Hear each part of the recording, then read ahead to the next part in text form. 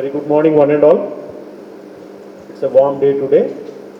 Respected dignitary on the dais, President, State President, Andhra Pradesh, Indian Pharmacy Graduates Association, Sri Annapuredi Vijayabhaskar Reddy Garu, my dear fellow members of IPGA, and congratulations to all the newly appointed members of IPGA.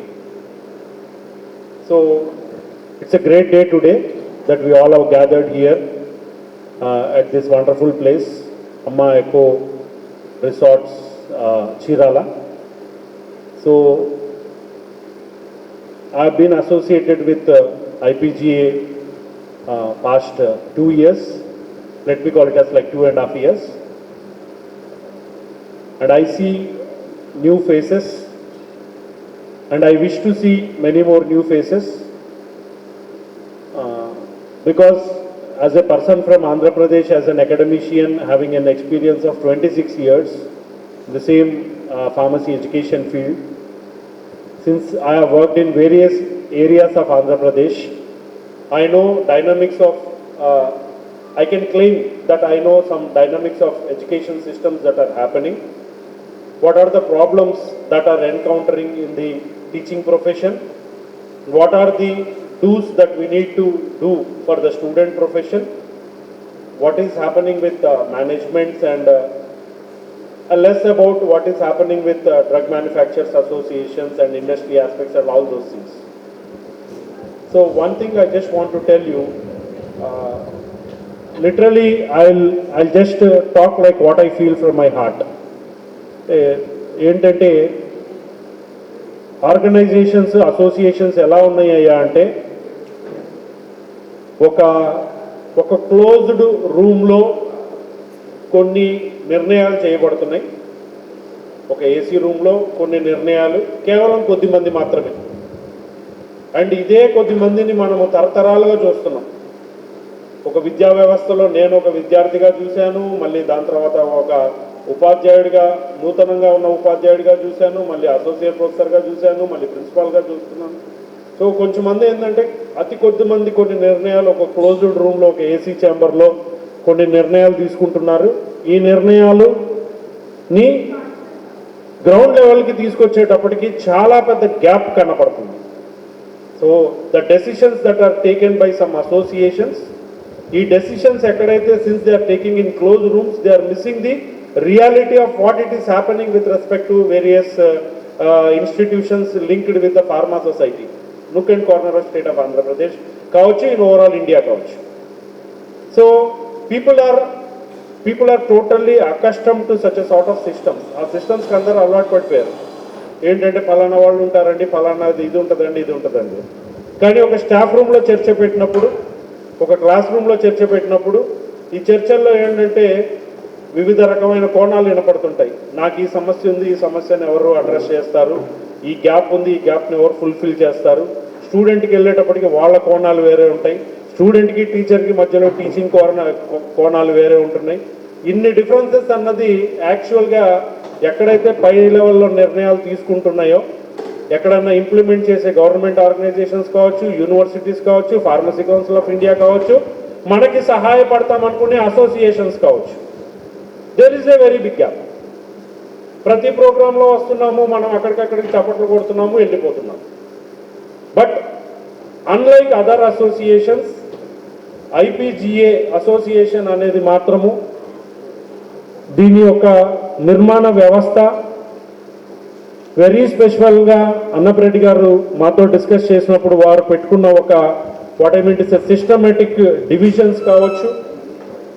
Especially మనము నిన్న నూతనంగా కొత్త కార్యవర్గ సభ్యుల్ని మనం ఎన్నుకోవటం కావచ్చు. ఇది ఈ గ్యాప్ అన్న సిస్టాన్ని పరిపూర్ణంగా అడ్రస్ చేయగలదని మాత్రం నేనైతే విశ్వసిస్తున్నా. ఒక అకాడమిషియన్గా ఒక టీచింగ్ ప్రొఫెషన్లోనే కాకుండా వారు పెట్టుకున్న ఫార్ములా, వారు రాసుకున్న పాయింట్స్, వారు రాసుకున్న పట్టిక ఏదైతే ఏ రకంగా అయితే సిస్టమిక్గా వారైతే డివిజన్ చేసి పెట్టారో దాంట్లో ప్రతి ఒక్క కార్యవర్గ అంటే మొత్తం పనికి వారు పూర్తిగా కార్యవర్గ సభ్యులు దానికి కేటాయించి చక్కగా దాన్ని ఒక ఫార్మాట్ సిస్టమేటిక్గా తీసుకొచ్చి పెట్టారు. సో ఇంత సిస్టమ్గా వారు వర్కౌట్ చేసి ఉంటారంటే దాని వెనకాల వారు చాలా కృషి చేసి ఉంటారు. He could have thought many points in that. So దానికి అభినందనీయం sir. So the duty that you have done in shaping up of that particular members, like it may address all the things. వారు అది ఇంకా నీట్గా explain చేస్తారు. So because since it is been కానీ అది చూడటానికి అన్లైక్ అదర్ అసోసియేషన్స్ చాలా బాగా కనపడుతుంది. అండ్ అది పరిపూర్ణంగా కానీ వర్కౌట్ అయితే ఈ గ్యాప్స్ అన్నది మనం ఏదైతే అనుకుంటున్నామో ఆ గ్యాప్స్ అన్నిటికీ కూడా ఫుల్ఫిల్ అయిపోతుంది. అంటే మొక్కుబడిగా ఏదో చేశామంటే చేశాం, ఏదో ఉన్నదంటే ఉంది అన్నది కాకుండా క్షేత్రస్థాయి గ్రౌండ్ లెవెల్ యాక్టివిటీస్ అన్నది ఖచ్చితంగా ఒక టీచర్గా ఒక ప్రిన్సిపల్గా నేనైతే విశ్వసిస్తున్నాను. నాకు తెలుసు కాబట్టి, because I think from the ground reality. So student లెవెల్లో చాలా గ్యాప్స్ ఉన్నాయి, ఫ్యాకల్టీ లెవెల్లో చాలా గ్యాప్స్ ఉన్నాయి. అదే రకంగా ఇన్ టర్మ్స్ ఆఫ్ కాలేజ్ను యూనివర్సిటీ లెవెల్స్లో గ్యాప్స్ ఉన్నాయి.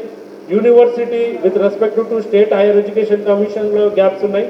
సార్ నేను టీచింగ్ ప్రొఫెషన్కి ఎక్కువగా చెప్పగలను సార్. మిగిలింది డ్రగ్ మ్యానుఫ్యాక్చరింగ్ అసోసియేషన్కి వేరే సార్ వాళ్ళు ఎవరైనా మాట్లాడితే that could be more better, లేదా మీరు ఇంకా బాగా దాన్ని ఎక్స్ప్లెయిన్ చేయగలరు. అండ్ ఇదే రకంగా ఈ government especially pharmacy council of ఇండియాకి చాలా గ్యాప్స్ ఉన్నాయి. పూర్తిగా ఈ గ్యాప్స్ తోటే ఆల్మోస్ట్ ఆల్ నేను ఇప్పుడు 50 yearsకి వచ్చాను. మా 50 years గడిపేశాను. ఇంకో 10 yearsలో I will be retired from my profession. So what I have done for my particular state, my particular people or my particular students or to my particular faculty members అని వచ్చేటప్పుడు ఎన్నెన్నో చేయాలనుకుంటున్నాము, కానీ కొన్ని చేయటం కుదరట్లేదు. కొన్నిట్లో గ్యాప్లు వస్తున్నాయి, కొన్నిట్లో ఎక్కడో సిస్టమేటిక్ వ్యవస్థ అన్నది లోపం అయితే కనపడుతుంది. సో ఇది అనునిత్యం ప్రతినిత్యం ఒక వ్యక్తిని ఎలాగుంటుందంటేనండి, సాయంత్రం అయ్యేటప్పటికీ ఏదో ఒక టైప్ ఆఫ్ అసంతృప్తి, ఎక్కడో ఒక దగ్గర లోపాలు అయితే కనపడుతున్నాయి, which are not properly addressed. So దీనికి ఈ పూర్తిగా ఇంత వాటికి సమాహితం చేయాలి, వర్కౌట్ చేయాలి. పీసీఐని మనం ప్రశ్నించలేము, యూనివర్సిటీని ప్రశ్నించలేము, మన స్థాయి అంతది కాదు. స్టేట్ హైయర్ ఎడ్యుకేషన్ కమిషన్ని మనం ప్రశ్నించలేము, కేవలం సూచనలు మాత్రమే ఇవ్వగలం. మన సూచనలు ఏ లెవెల్లో వాళ్ళు తీసుకుంటారో తెలియదు, దాన్ని ప్రాపర్గా రిప్రజెంట్ చేయడానికి మన స్థాయి సరిపోదు. సో ఇలా ఇది అందరినీ ఒక తాటిన కలుపుకొని వర్క్ చేసుకోవటానికే ఈ అసోసియేషన్స్ అన్నది ఉపయోగపడుతుంది. సో దీంట్లో ఒక అసోసియేషన్గా ఒక అధ్యక్షుడిగా, ఒక ఉపాధ్యక్షుడిగా, ఒక ప్రధాన కార్యదర్శిగా, సాటి కార్యవర్గ సభ్యులుగా మనం నియమితులు చేసుకుంటున్నాము. కానీ ఈ యొక్క అధ్యక్షులు, ఉపాధ్యక్షులు, ప్రధాన కార్యదర్శులు మన యొక్క సమస్యలు అలాగే ఉంటున్నాయి, కానీ అవి అడ్రస్ ప్రాపర్గా చేయబడుతున్నాయా అనే దాంట్లో మాత్రం ఇంకా కూడా ఆ వర్కౌట్ థింగ్సే ప్రాబ్లమ్స్ అయితే కనపడుతున్నాయి. సో దీనిని నేను అన్లైక్ అదర్ అసోసియేషన్స్ ఈ ఐపీజీ అన్నది మాత్రము ఖచ్చితంగా ఇలాంటి వాటికి ఒక ప్లాట్ఫామ్ తీసుకొచ్చి అందరినీ ఏకీకృతం చేసే ప్రయత్నంలోనే ఉన్నాము. సో అలాగే మనం నిన్న నూతన కార్యవర్గ సభ్యులందరినీ నియమించుకున్నాము. ఇలాంటి గ్రౌండ్ లెవెల్ సమస్య నుంచి ఒక వ్యవస్థ, ఒక సిస్టమ్ ఉంటుంది. ఒక స్టూడెంట్కి అడ్రస్ చేయాల్సిన సిస్టమ్స్, ఒక టీచర్కి అడ్రస్ చేయాల్సిన సిస్టమ్స్, యూనివర్సిటీకి చేయాల్సిన రిప్రజెంటేషన్స్, యూనివర్సిటీ నుంచి పీసీఐకి చేయాల్సిన. ఉదాహరణకి చిన్న విషయం అండి, అంటే నేను ఉత్పన్నమైన సమస్య, జేఎన్టీయూ కాకినాడలో డిటెన్షన్ సిస్టమ్ అని ఒకటి తీసుకొచ్చారు. అంటే ఏంటంటే స్టూడెంట్ చదువుతూ ఉంటాడు, వాడికి మధ్యలో ఏదైనా సబ్జెక్ట్స్ బ్యాక్లాగ్ ఉంటే యూనివర్సిటీ ఏమంటుందంటే వాడిని మనము నెక్స్ట్ ఇయర్కి ప్రమోట్ చేయము అంటారు. ఏమండి, ఫార్మసీ కౌన్సిల్ ఆఫ్ ఇండియా బెంగళూరులో అది లేదు, వాళ్ళ యూనివర్సిటీలో లేదు, చెన్నైలో లేదు. ఫార్మసీ కౌన్సిల్ ఆఫ్ ఇండియా మొత్తం దేశం అంతా ఒకే ఫార్మాట్లో వెళ్తుందంటే, ఏమండి మీ ఫార్మసీ కౌన్సిల్ ఆఫ్ ఇండియాకి మాకు సంబంధం లేదు, మా యూనివర్సిటీ ఇంతే, మేము పిల్లల్ని ఆపుతామంటున్నారు. దాన్ని రిప్రజెంట్ చేయడానికి ఒక ప్రాపర్గా మనం వెళ్తే టీచర్లని గంటలు కూర్చోబెడుతున్నారు. వైస్ ఛాన్సలర్ గారు కావచ్చు, ఉపాధ్యక్షులు కావచ్చు, తీసుకెళ్లి బయట మనం ఇచ్చిన కాగితం బుట్ట దాఖలు వేస్తారు, దాన్ని పట్టించుకునే నాదుడు లేడు. అదే రకంగా paper correction systems, pharmacy council of India ఇప్పుడు కొత్తగా న్యూ సిలబస్ తీసుకొచ్చామంటున్నారు ఎన్ఈపీ 2020 ప్రకారం. అప్పుడు ఉన్న ఓల్డ్ సిలబస్కి నేను చదువుకున్న అదే ట్యాబ్లెట్స్, ఇప్పుడు చదువుకున్న అదే ట్యాబ్లెట్స్. ఏంటంటే 30 సంవత్సరాలు అయినా కూడా అదే ట్యాబ్లెట్ ఫార్ములా చదువుకుంటుంటే ఎప్పుడండి మనము ఉన్నతి చెందేటట్టు స్టూడెంట్? అండ్ మీరు కానీ గమనించినట్టయితే వాడు చదువుకున్న దానికి, వాడు వెళ్ళి ఇండస్ట్రీలో వర్క్ చేసేదానికి కనీసం నయా పైసా కూడా ఎక్కడా కూడా దీనికి సంబంధం లేదు. there is a lot of things that has to be changed in this particular things. There is a bridge. ఎవరిని అడగాలన్నా భయం. ఇప్పుడు వీసీ గారికి గవర్నమెంట్ అంటే భయం, అక్కడ ఉన్న ఫ్యాకల్టీస్కి వీసీ అంటే భయం, ప్రైవేట్ కాలేజీ ప్రిన్సిపల్కి మేనేజ్మెంట్ అంటే భయం, ఆ ప్రైవేట్ కాలేజీలో వర్క్ చేసే టీచర్స్కి ప్రిన్సిపాల్ అంటే భయం. So there is no proper representation anywhere. So ఈ బ్రిడ్జ్ని మొత్తం ఫిలప్ చేయడానికి ఐపీజీఏ మనది ఖచ్చితంగా రాబోయే రోజుల్లో ఒక గుణాత్మకమైన మార్పు, గణనీయమైన అభివృద్ధి ఈ యొక్క రూట్లో మన అన్నపరెడ్డి గారి సారథ్యంలో జరుగుతుందని మాత్రం నేనైతే ఖచ్చితంగా ఆశిస్తున్నాను. అలా జరుగుతుంది కూడా. అదే విధంగా మనము అడుగులేస్తున్నాము, అదే విధంగా మనము సభ్యులను కూడా నియమించుకుంటున్నాము. అండ్ ఇప్పుడు ఈ సభ్యులను ఎవరినైతే చూస్తున్నానో నాకైతే ఒక ఆశ కూడా ఉంది. ఎందుకంటే వారి ఉదారత్వం కావచ్చు, వారి వే ఆఫ్ థింకింగ్ కావచ్చు, వారితో నేను మాట్లాడినప్పుడు వారు నాతో తిప్పి మాట్లాడిన అంశాలు కావచ్చు, వివిధ కోణాలు కావచ్చు, క్లియర్గా వారు కూడా చక్కగా చెప్తున్నారు. అదర్ ఆర్గనైజేషన్స్లో అసలు మనం వెళ్ళి అసలు ఏమండి మనందరం ఉన్నామండి, మీరు గుండె మీద చేసుకొని చెప్పండి, వేరే ఆర్గనైజేషన్స్లో అసలు దీని గురించి ఎక్కడన్నా కనీసం చర్చన జరుగుతుందని మాట్లాడిన అంశాల గురించి. ఒక క్లోజ్డ్ రూమ్లో నలుగురు కలుస్తారు, అదే క్లోజ్డ్ రూమ్లో ఆ రోజు సాయంత్రం వెళ్ళిపోతారు. కనీసం మనకి అసలు ఈ యొక్క చర్చా వేదిక ఎందుకండి? ఇంకా అసోసియేషన్స్ అన్ని ఎప్పుడైతే మార్పు జరగని వ్యవస్థలో ఇంకా అసోసియేషన్స్ ఉండి మనకు కూడా ఫలం ఏంటి?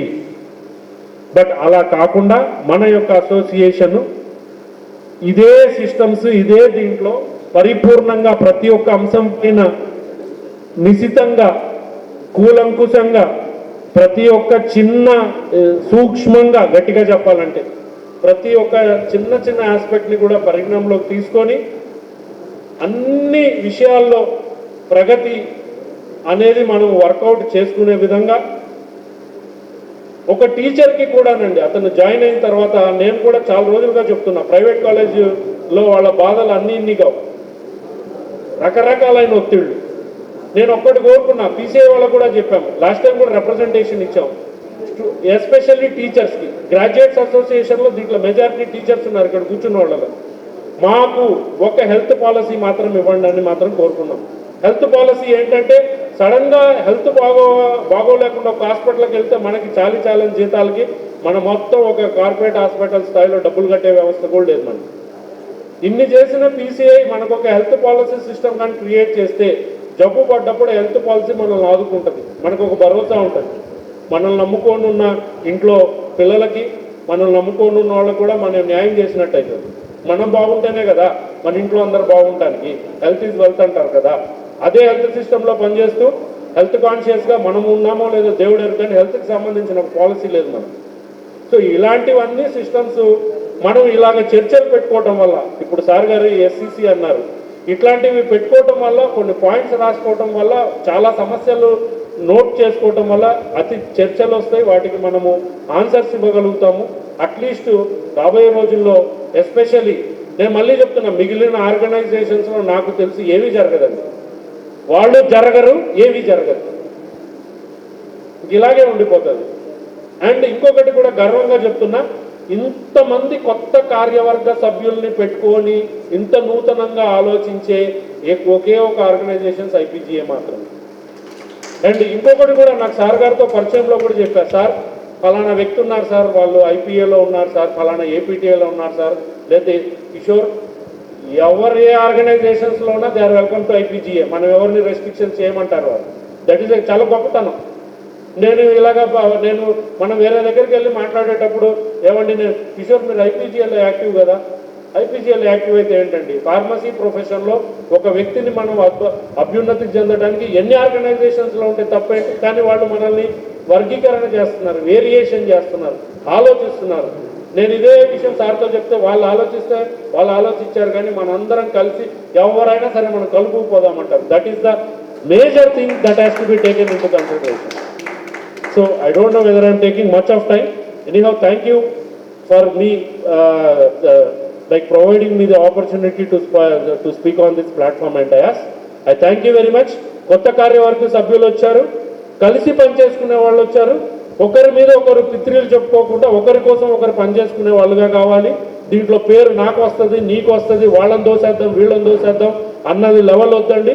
దయచేసి నేను మళ్ళీ చెప్తున్నాను, ఒక ప్రోటోకాల్ సిస్టమ్ ఉంటుంది, మనకు ఒక అధ్యక్షుడు ఉంటారు. ఏ పని చేయాలన్నా మనం ఒక సైనికుల్లాగా చేసుకోవాలి, ఒక ప్రోటోకాల్ని పెట్టుకొని పోవాలి. అర్ధరాత్రిలో ఎవడు గొప్పోడు అయిపోడండి. దానికి ఒక టైము, ఒక సమయము, ఒక సందర్భము, ఒక కార్యాచరణ, ఒక రూపకల్పన దాన్ని పెట్టుకునే ఒక వ్యక్తులు గొప్పోళ్ళు అవుతారు. అండ్ అన్నికి మించి అణిగిమణిగి ఉండాలండి, పేషెన్స్ ఉండాలి. అంటే నేను మన సభ్యులని చెప్తున్నానండి, మీరు ఎవరు దీన్ని వేరే విధంగా అర్థం చేసుకోవద్దు, దయచేసి అన్యతా కూడా భావించద్దు. సో ఏ ప్రోగ్రాము నేను దయచేసి కోరుకునేది ఏంటంటే, మనం ఒక కార్యాచరణ చేస్తే మనకు ఒక అధ్యక్షుల వారు ఉన్నారు, ఏ ప్రోగ్రామ్ చేసినా ఒక ప్రోటోకాల్ సిస్టమ్ పెట్టుకుందాం, వారన్నిటికీ ఆశీర్వదిస్తారు, ఆయన నో అని కూడా చెప్పరు. సో అదే రకంగా మనం ప్లాన్ చేసుకొని ముందుకెళ్దాం. Everybody should work for everybody. ఒకళ్ళ మీద ఒకళ్ళు ఆజమాయిషి చేసేది లేదు, నువ్వు గొప్ప నేను గొప్ప అన్నదైతే నేనైతే అనుకోను. మనం పని చేసుకొని మన రాష్ట్రంలో ఉన్న సమస్యలని, మన స్టూడెంట్ సమస్యలని, తోటి ఉపాధ్యాయుల సమస్యలని, డ్రగ్ మ్యానుఫ్యాక్చరింగ్ అసోసియేషన్ సమస్యల మీద అడ్రస్ చేసుకుంటే ఆబ్వియస్గా మనకు కూడా ఒక సాటిస్ఫైడ్ ప్రోగ్రామ్ చేసినట్టు ఒక పరిపూర్ణమైన నిద్ర అయితే పడుతుందండి. Thank you everyone for providing me this opportunity.